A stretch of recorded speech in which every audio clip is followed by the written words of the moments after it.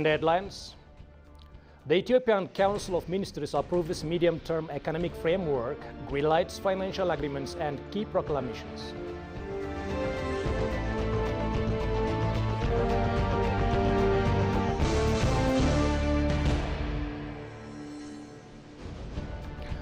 And the National Dialogue Commission launches federal-level consultations to shape stakeholders' agenda.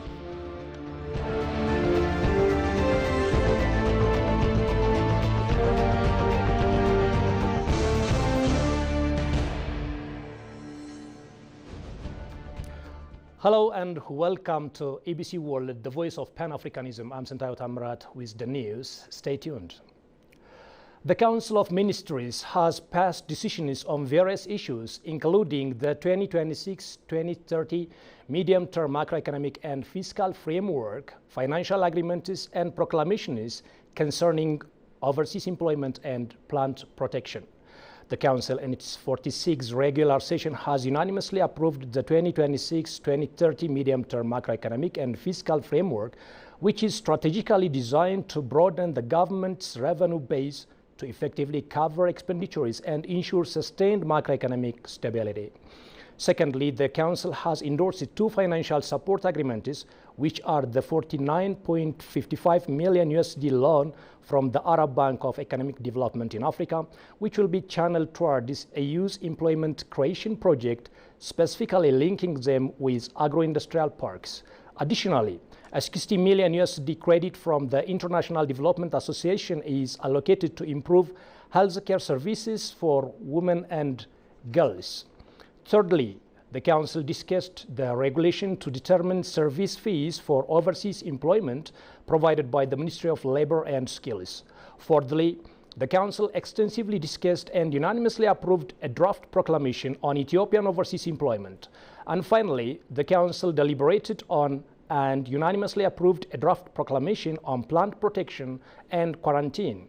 The proclamation aims to establish a modern technology-backed pest surveillance and early warning system in Ethiopia.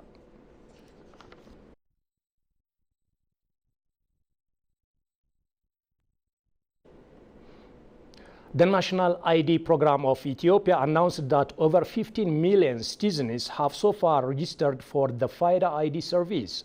Enoch Lahun, Director of Registration for the National ID Program, told FM Addis 97.1 that they are working to make the National ID accessible to 20 to 23 million residents by the end of this year. Enoch stated that the service is currently being provided using 5,000 registration devices. It was noted that digital identification plays a crucial role in benefiting the society economically, preventing crime, and facilitating efficient services. Furthermore, there are plans to enable 90 million citizens to use the digital ID within the next 2 years.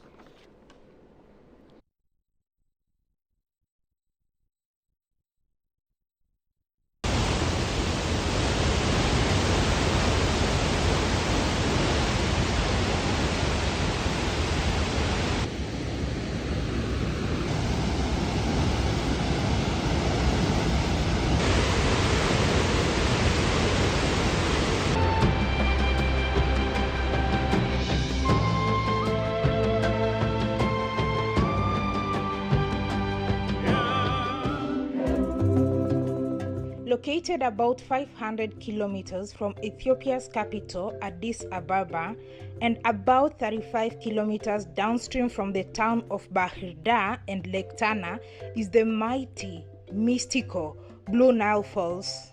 The locals call it Tisa Bay Falls and is believed to have some special powers. Tisa Bay means water that smokes. Ooh, I can see the water already. This is blue. Blue. This water is not blue. Blue, it's, brown. Brown Nile. Because, you know, Is this the Nile? this is the blue Nile. This is the Blue Nile. Blue Nile. Isn't it a Washington? Thank you. So I'm going to buy one of these for entertainment because he has entertained me even if I don't know how to blow it. Pick a nice one.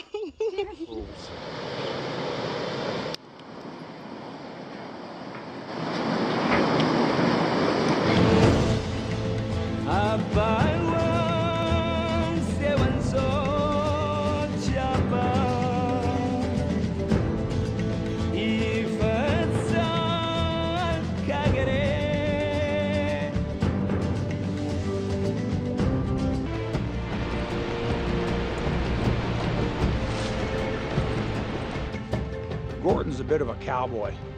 He's got his own style of doing things.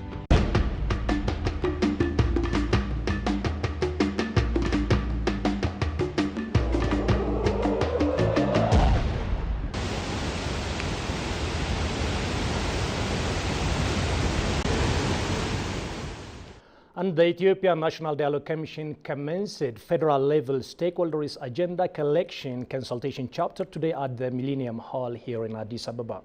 Federal institutions and associations will submit federal-level agenda to the Commission after consolidating their agenda items during the three-day consultation forum. Shagai Mata has more.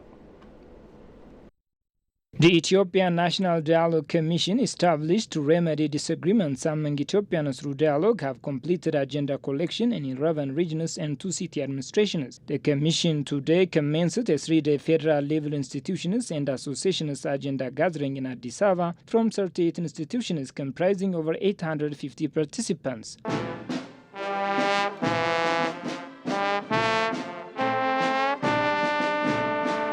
The representatives include from political parties, religious institutions, democratic and government institutions, and civil society organizations, among others. In an exclusive interview with EBC World, Commissioner of the National Dialogue Commission, Yonas Adai, expounds the need to hold a federal-level agenda gathering, which is a demonstration of inclusion of ideas from various segments of the society, which paves the way for the upcoming nationwide consultation. Today's meeting at federal level, those who represent, say, the House of Representatives or Federation, altogether the executives, the Assembly, and at the same time those who are translating those activities into action have taken part in it, as you have seen. Also religious leaders, civil societies, political parties, and the media, they all took part. As you now can see, they are going to different sections where they allocated to start their round of discussions. And then this is going to be lasting for the next 3 days, starting from today, Friday, Saturday, and we conclude it on Sunday. That's where we are, and that's why we needed this federal level national dialogue. Prominent figure from Somalia region, Mahmoud Haji Tahir, expresses his commitment to bring forward his agenda as an influential person during the 3-day discussions so that no ideas will be left behind to address lingering issues in the country. I represent the prominent and influential people of the federal institutions. Here, today we started the 3-day consecutive consultation meeting, which is organized by Ethiopian National Dialogue Commission. Our role on this meeting will be to discuss on the Ethiopian conflict issues, which is a long years history, and we have to give our prioritized agendas for the how to solve it. Therefore, it is important for Ethiopia in the current time, because of the country cannot stay in a conflict. People have to come together and they have to discuss their common agendas, and they have to deal with their problems, and they have to come with the consensus. Therefore, this will lead to our country to be prosperous, peaceful, and democratic country. In his keynote speech, Chief Commissioner of the National Dialogue Commission, Masfin Araya, says absence of civilized way of resolving disputes negatively impacted the well-being of our society as well as development of the country. In this regard, the Commission has made efforts with regard to agenda gathering in different parts of the country to ensure inclusivity and transparency. The Commissioner further called on armed groups still fighting against the government to come to dialogue for discussion, noting the Commission's remaining tasks such as participant identification and agenda gathering to create region and from diaspora in the near future.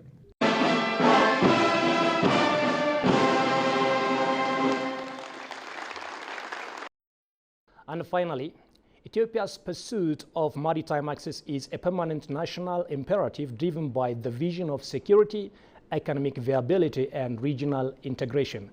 An Institute of Foreign Affairs Executive Director Jafar Badru underscored.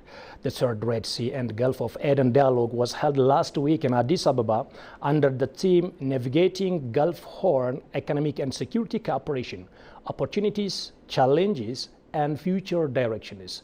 Jerusalem Batsa has more on that.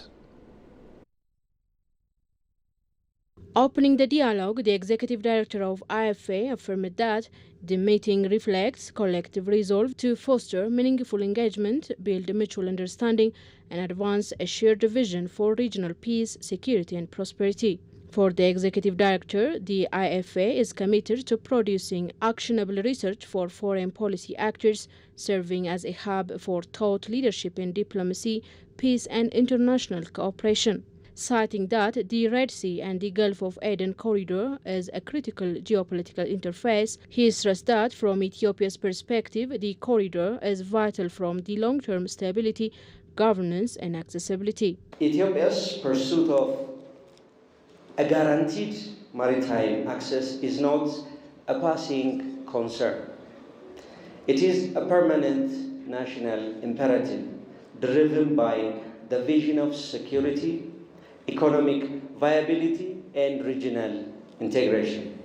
For too long, Ethiopia has been excluded from the Red Sea security arrangements and forced to rely on limited transit routes. This vulnerability has only deepened as some regional states pursue destabilizing policies. Ethiopian Diaspora Service Director General Fitsum Aregas said for his part that the Red Sea and the Gulf of Aden are crucial to connect the Horn of Africa and the Middle East states to the international market. The Director General added that the renewed connection has the potential to transform economic and security collaboration in the region, given the strategic economic and security ties between the Middle East and the Horn of Africa. The growing Ethiopia's openness to investment, trade, and development has the potential to advance both the Middle East and the Horn of Africa. The country's fast-growing economy has the ability to address the region's development challenges if trade, infrastructure, development, connectivity, and corridor projects are utilized. These challenges can be achieved through the creation of robust and inclusive economic and security cooperation. And that winds up the news for the hour and a recap of top stories. The Ethiopian Council of Ministries approves medium-term economic framework, greenlights financial agreements, and key proclamations.